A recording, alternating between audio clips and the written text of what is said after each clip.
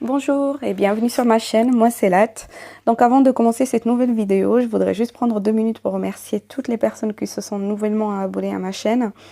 Merci beaucoup. Merci également à toutes les personnes qui m'ont mis un like, des personnes qui ont rédigé un commentaire. Vos commentaires m'aident beaucoup. Ça me fait très plaisir que vous me laissiez à chaque fois des commentaires. N'hésitez pas à en laisser, ça m'aide à moi. Ça aide également les personnes qui passent par là. Vos retours sont assez constructifs pour moi et je pense pour certaines personnes aussi qui visionnent cette vidéo. Donc n'hésitez pas à en laisser davantage, ça me fait très plaisir et je vous remercie énormément pour ça. Alors la vidéo d'aujourd'hui, c'est un format que vous aimez beaucoup. Beaucoup d'entre vous me demandent de faire davantage de vidéos dans ce format-là. Donc aujourd'hui on est le 28 septembre, on est le mercredi, donc dans 2 jours normalement nous clôturerons ce mois de septembre et nous entamerons du coup le mois d'octobre. Certains d'entre vous ont déjà peut-être touché leur salaire, surtout si vous êtes fonctionnaire, alors là le salaire je pense qu'il est déjà bien entamé. D'autres ce sera pour le début du mois, comme moi à titre personnel, je touche mon salaire en début du mois.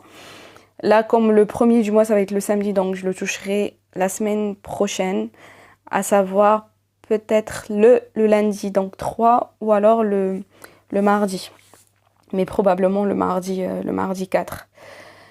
J'ai veillé donc à faire cette vidéo en cette période. Je pense que c'est très important que je fasse cette vidéo en cette période. Voilà, c'est vraiment la période où c'est le moment où il faut prendre des décisions, où il faut prendre les bonnes décisions.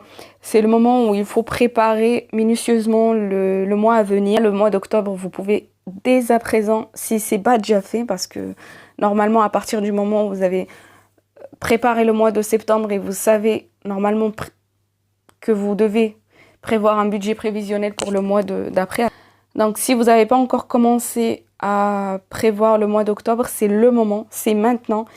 Si vous ne l'avez pas fait, s'il vous plaît, quittez la vidéo, arrêtez la vidéo et allez prendre un stylo, une feuille et essayez de prévoir votre mois d'octobre parce que c'est maintenant que la budgétisation vous sera utile et non pas plus tard. Donc votre salaire va arriver sur votre compte bancaire. Prenez bien soin de l'utiliser ce mois-ci comme il se doit. Si vous êtes un grand dépensier, si vous êtes un acheteur compulsif, si vous ne faites pas du tout attention à votre argent et qu'à la fin de chaque mois, vous vous retrouvez finalement en déficit, vous vous retrouvez en situation négative, c'est vraiment le moment de prendre les décisions utiles, de prendre les bonnes décisions.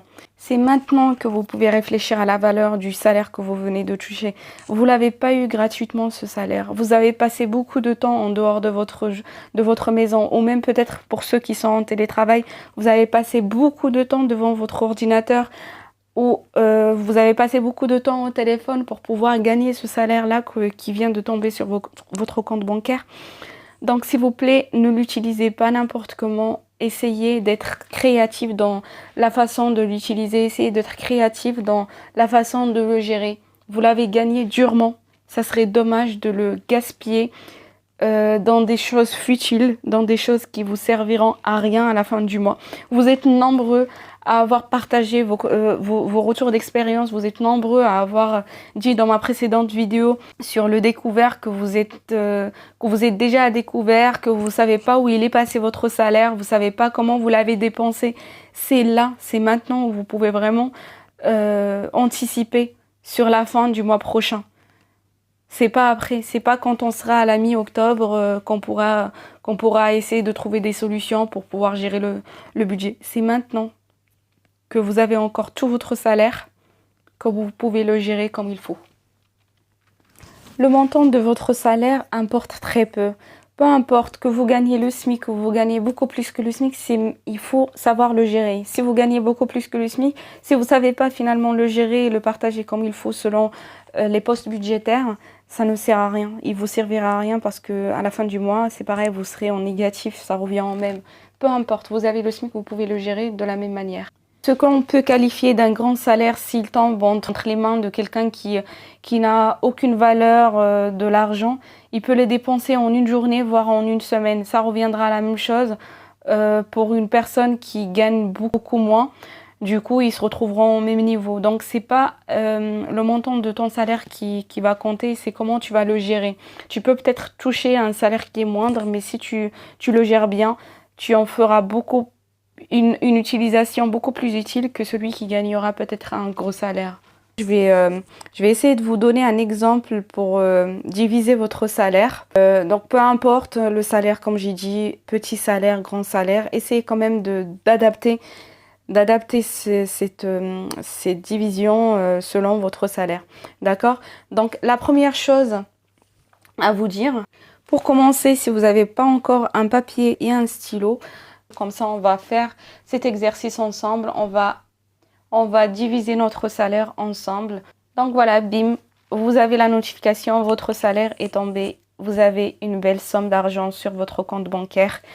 Vous vous affolez, vous pensez déjà à tout ce que vous avez acheté, tout ce que vous avez programmé dans votre tête pour les achats, tout ce qui vous manque, etc. Même si parfois, des fois, il vous manque rien, mais vous avez l'art d'inventer des besoins. Prenez donc, comme j'ai dit, une feuille, un stylo et faites ce partage de votre salaire en catégories suivantes. Donc, essayez de faire un tableau, faites quelque chose de joli. Vous n'êtes pas obligé de faire des trucs comme ça. Faites un tableau et prévoyez comme ça, budgétisez de la sorte. Première catégorie, ce qui est très important. Très important et obligatoire aussi. Ici, on va parler par exemple de tout ce qui est maison, savoir le loyer, si vous avez un crédit bancaire pour la voiture, si vous avez un crédit pour la maison, tout ce qui est en gros les dépenses obligatoires. Et moi, je mettrai là-dedans aussi le découvert. C'est ce que je catégorise aussi dans la partie crédit. Alors, un petit message particulier à toi, Sabrina. J'attends toujours ton mail. Ça me ferait très plaisir quand on discute de ton découvert, surtout que c'est pas une énorme somme. Crois-moi, c'est pas une énorme somme. Tu peux t'en débarrasser. On va en discuter si tu veux. N'hésite pas du coup à me contacter comme je te l'ai précisé dans les commentaires. Donc ici aussi, dans tout ce qui est obligatoire, du coup on va mettre aussi les dépenses alimentaires. Bien sûr, on peut les moduler, d'accord? Mais là, on va mettre voilà tout ce qui est obligatoire. On peut vraiment pas faire autrement que de les payer, électricité, tout ce qui est abonnement téléphonique, tous les engagements en quelque sorte, ils rentrent dans cette première catégorie et qu'on mettra du coup de côté. Du coup ici, voilà, on parle de dépenses importantes, obligatoires et surtout urgentes. Voilà, on peut pas faire autrement que de les payer. On peut pas les laisser jusqu'au mois prochain. Ça, il faut obligatoirement les payer ce mois-ci. C'est une urgence à payer maintenant et pas plus tard. D'accord? Ensuite, on a ici, on va mettre ici. Par contre, ici, vous mettez bien le montant affecté à chaque. Si par exemple, l'électricité, vous payez 40 €, vous détaillez tout. D'accord? Je vous laisse le soin de tout détailler. Ensuite, on a la deuxième catégorie. Alors ici, c'est important, on va dire, mais par contre, ce n'est pas urgent. Vous voyez, c'est important, d'accord, mais ce n'est pas urgent. Ici, on va mettre tout ce que vous savez que vous allez forcément le payer, mais c'est pas urgent. Ça se paye une fois dans l'année. C'est notamment le cas des assurances pour les personnes qui payent une assurance annuellement. C'est le cas également de tout ce qui est taxes, tout ce qui est impôts. On va sûrement les payer, mais pas de façon urgente. Donc c'est important, il faut les payer, mais c'est pas urgent. Donc ici, on va mettre le montant affecté à ces dépenses-là. Pareil, si vous avez un enfant qui est étudiant et que l'année prochaine, peut-être vous allez l'envoyer pour apprendre une langue à l'étranger, vous savez que c'est une dépense qui va devenir à terme obligatoire, mais elle n'est pas urgente. Vous savez par exemple que votre enfant partira à l'étranger au mois de septembre, donc vous savez qu'il lui faut l'argent, mais c'est pas maintenant qu'il faudra mettre cet argent. Commencez dès à présent par contre de prévoir ça dans votre budget. Vous ne pouvez pas attendre l'instant T pour commencer à s'inquiéter pour cette dépense-là. Ensuite, on a la troisième case. Ici, vous allez mettre l'épargne. Certains recommandent de mettre, allez, disons 10%, d'autres disent 20%, d'autres 30%. Chacun va vous dire un pourcentage à mettre de côté mensuellement. pour pouvoir l'épargner sur le long terme. Moi, je ne vous donnerai pas un pourcentage donné. Je vous dirais, vous pouvez mettre 2% de votre salaire, vous pouvez mettre 1,5% de votre salaire, vous pouvez mettre absolument n'importe quel pourcentage, comme vous voulez, c'est libre à vous. La seule règle par contre, c'est que vous respectez le montant que vous avez affecté à cette case. Chaque mois, si par exemple, ça sert à rien de dire je vais mettre 30% aujourd'hui, d'accord? Ça sert à rien de dire je vais mettre 30% si le mois prochain, par exemple, vous allez mettre 0%. Non. Vous engagez, vous allez mettre 1%, 20%, 10%, peu importe le pourcentage que vous voulez. L'important, c'est la continuité en fait. C'est de rester constant sur le montant que vous gardez chaque mois sur votre salaire. C'est très important. L'épargne, elle est très très importante. Il faut à un moment, quand il arrive la fin de l'année, on se dit, bon bah au moins j'ai travaillé, il me reste tant sur mon salaire, j'ai pas tout dépensé. Vous voyez ? Et moi, je donne pas l'importance au montant ou au pourcentage que vous mettez de côté. L'important, c'est dans un premier temps en tout cas, si vous n'avez pas du tout l'habitude de budgétiser, l'important c'est de juste se dire, voilà, je vais garder ce montant-là par mois et je vais pas le toucher. Et peu importe le montant, hein, ça peut être 10 euros, 20, peu importe, vraiment, c'est pas ça l'important. L'important c'est que vous gardez cette petite enveloppe, vous gardez ce petit montant sur votre compte bancaire et vous faites comme si il n'existe pas. D'accord? Donc moi je vous dis dans la troisième case, mettez votre épargne, commencez à mettre l'épargne, même si par exemple ce mois-ci ça va pas, vous savez que vous allez peut-être mal finir parce que vous avez déjà commencé avec un déficit, à savoir le découvert, c'est pas grave, mettez quand même ne serait-ce que 5%, 5 euros pardon, de côté. C'est juste histoire d'adopter une bonne habitude. Et attention, cette épargne-là, vous l'oubliez, hein. C'est pas utilisé par exemple l'année prochaine pour un projet, c'est pas... Normalement, le projet ou des objectifs, vous auriez une autre case affectée à ça. C'est pas ça, hein. L'épargne, c'est vraiment, voilà, vous avez épargné, vous arrivez à un certain moment où vous dites, on vous pose la question, qu'est-ce que vous avez épargné durant votre vie? J'ai ça. Vous voyez? Vous pouvez dire j'ai ça. Ensuite, vous allez vous faire une quatrième case. Alors, dans la quatrième case, vous mettez clairement vos dépenses courantes. Là, vous allez pouvoir mettre les dépenses personnelles, à savoir tout ce qui est restaurant, repas dehors, divertissement, absolument tout ce qui est sortie, culture, sport. Ce n'est pas obligatoire, du coup, vous allez le mettre là. C'est tout ce qui est dépenses courantes. Mais attention, si vous savez que vous sortez beaucoup, si vous savez que vous dépensez énormément quand même en sortie, ne mettez pas 20 euros alors que vous savez clairement que vous dépensez 80 euros, c'est ridicule. Essayez quand même de réfléchir à ce que vous allez mettre dans cette case, mais soyez quand même réaliste. Vous ne pouvez pas baisser d'un seul coup vos dépenses comme ça. En revanche, l'importance de la budgétisation, c'est que ce que vous avez affecté à ce poste, vous n'allez pas le dépasser. Ce que vous avez prévu ici, vous ne pourrez pas le dépasser. C'est ce qui vous servira du coup pour tout le mois et rien de plus. Et d'ailleurs ici, ça serait dès que vous avez mis le montant affecté ici, vous subdivisez ce montant en 4 semaines pour pouvoir ensuite se donner un montant donné chaque semaine à ne pas dépasser. Par exemple, si vous prévoyez ici 60 euros, vous savez que vous n'avez que 15 euros par semaine à utiliser. Vous ne pouvez pas dépasser par exemple les 15 euros, ou alors vous aurez une semaine ou d'une semaine à l'autre, peut-être une semaine vide, une semaine où vous faites rien.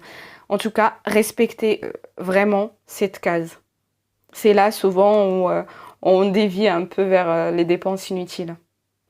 Ici, tu as prévu 80 euros à la dernière minute ou même peut-être, je sais pas, on t'avait prévenu en avance, peu importe, on te dit oui, viens, on sort, on se fait une soirée où il faut que tu payes je ne sais combien d'argent pour des verres, tu sors pas, tu restes chez toi, tu vas pas, ça va pas, il va rien t'arriver. Il va rien t'arriver, toi tu respectes ton budget, tu peux pas faire des dépenses que tu n'as pas prévues, c'est tout. C'est une grande discipline à avoir, mais il faut vraiment l'appliquer. Tu n'as pas d'argent, tu vois en fait ta feuille, tu vois ton budget, il y a pas d'écart à faire. Tu respectes. Tu peux pas être aussi faible face à la tentation. C'est pas parce qu'on te demande de sortir que tu vas forcément céder. Non, essaie d'être fort. est forte et essaye de te limiter, ne serait-ce que ce mois-ci, en tout cas pour faire un essai à ce que tu as prévu. Fais-toi beaucoup de violence, fais-toi beaucoup de violence. C'est comme ça en tout cas que tu pourras bien gérer ton budget et c'est comme ça que tu te verras pas à terme arriver à découvert.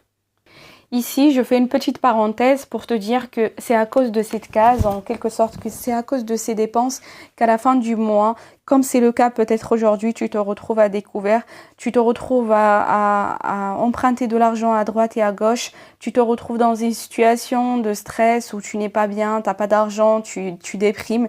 C'est à cause de ça. Si tu avais bien géré ton budget, si tu t'es bien limité dans tes dépenses courantes en tout cas, tu ne serais pas là où tu es aujourd'hui, tu ne serais pas en train de galérer aujourd'hui. D'accord ? Donc, à la même occasion, rédige un petit courrier pour dire tout ce que tu ressens actuellement, maintenant que tu n'as pas d'argent. Comme ça, au moins, le mois prochain, quand tu auras ton argent et quand tu auras prévu du coup le montant que tu affectes à cette catégorie-là, tu ne pourras pas le dépasser parce que voilà, tu sais ce que tu vis quand tu n'as plus d'argent. La gestion budgétaire, la bonne gestion budgétaire ne te servira pas qu'à toi. En fait, si tu gères bien ton argent, au lieu que tu empruntes, que ce soit toi en fait qui emprunte aux autres chaque mois, tu sauras peut-être inversement d'ici une année ou peut-être même juste d'ici décembre, si tu arrives à bien mettre à jour ton budget. Demain, c'est toi qui prêteras l'argent, c'est toi qui donneras l'exemple, c'est toi qui pourras aider ton entourage. C'est quand même très important de se dire, voilà, c'est une grande fierté de pouvoir se dire, voilà, moi je gère bien mon argent, je suis fière de ce que je fais. Les gens voient en moi la personne qui gère bien son argent, les gens peuvent compter sur moi. Je suis fière. Ça donne quand même un certain degré de fierté qui n'est pas moindre. Sans parler même de la sérénité, de la tranquillité, de l'esprit, c'est autre chose. Vraiment, quand on gère bien son budget, on finit pas les mois de la même manière que quand on gère mal son budget. Ça n'a absolument rien à voir. Ce n'est pas du tout les mêmes contextes. C'est très différent, croyez-moi. Si tu veux faire un achat, si tu veux acheter quelque chose que tu n'as pas prévu, si tu veux dépenser une dépense qui n'est pas prévue dans ton budget, s'il te plaît, prends juste 2 minutes pour réfléchir et réfléchis à ce que cela va t'apporter dans ta vie. Pense à réfléchir à la valeur ajoutée. Réfléchis à la valeur ajoutée plutôt que de faire ces dépenses-là comme ça inutilement. Et ces dépenses finiront forcément par te mettre dans le mal à la fin du mois. Tu vois, juste essaye de penser à ça, essaye un peu de réfléchir à ta façon de dépenser, à ta façon de mettre de l'argent dans des choses dont peut-être tu n'as pas besoin. Essaye juste de faire très attention. Du coup, voilà, ce sont des catégories qui peuvent vous être utiles et qui peuvent être prévues au moment où vous touchez votre salaire. C'est très simple, vous prenez une feuille, un stylo et vous faites plusieurs catégories. Mais c'est bien beau de vous mettre les catégories comme ça, mais il faut avoir certains principes quand même à respecter. Il faut vraiment respecter certains principes pour pouvoir, de la même manière, respecter cette liste de catégories.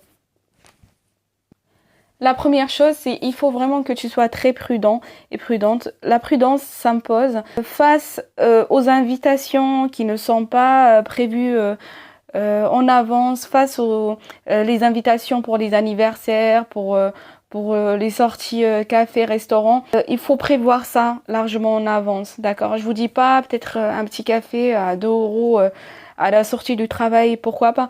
Mais les invitations où tu sais que tu vas dépenser énormément, toi, ça va pas t'apporter quelque chose sur le plan personnel. C'est inutile, ça sert à rien, n'y va pas. Parfois, tu fais des sorties, tu reviens angoissé, donc à quoi bon? Ça sert à rien, n'y va pas. Ça te servira à rien. Donc la prudence face à ton budget, face à ton argent, sois prudent vis-à-vis de l'utilisation que tu fais de ton argent.